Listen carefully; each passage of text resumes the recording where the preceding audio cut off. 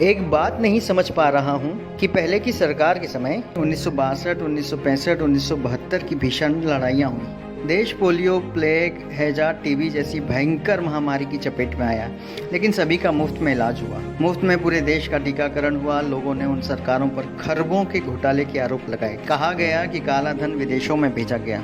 कथित भ्रष्टाचार की खूब चर्चा रही। बावजूद इसके देश में बहुत सारे सरकारी कारखाने व कंपनियां खड़ी हुई। सरकारी अस्पताल, सरकारी कॉलेज, सरकारी स्कूल बने। सरकारी नौकरियों में कोई कमी नहीं रही। लोगों को नौकरियां दी गई। जो व्यक्ति इंटर मैट्रिक पास कर जाता था उसे घर से बुलाकर नौकरियां दी गई। तनख्वाह में कोई कमी नहीं रही। भत्ता हर वर्ष लगातार बढ़ता था। महंगाई भत्ता 131% तक दिया गया। सबसे अधिक वेतन वृद्धि छठे वेतनमान में मिली। सरकारी कर्मचारियों को पेंशन दिया जाता था। देश की जीडीपी 10% से ऊपर थी। आखिर तमाम घोटाले और भ्रष्टाचार से घिरी सरकारें यह सब कैसे कर लेती थी, जो दिव्य महापुरुष की सरकार नहीं कर पा रही है? जबकि वे विदेशों से काला धन वापस ले आए।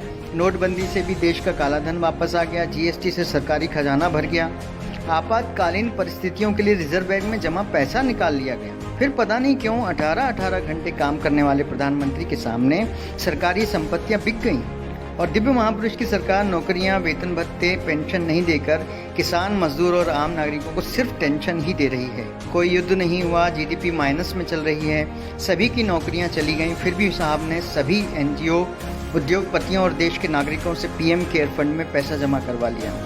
उस पैसे से क्या कार्य हुआ, किसी को नहीं पता। देश में बड़ी अजीब स्थिति बनी है।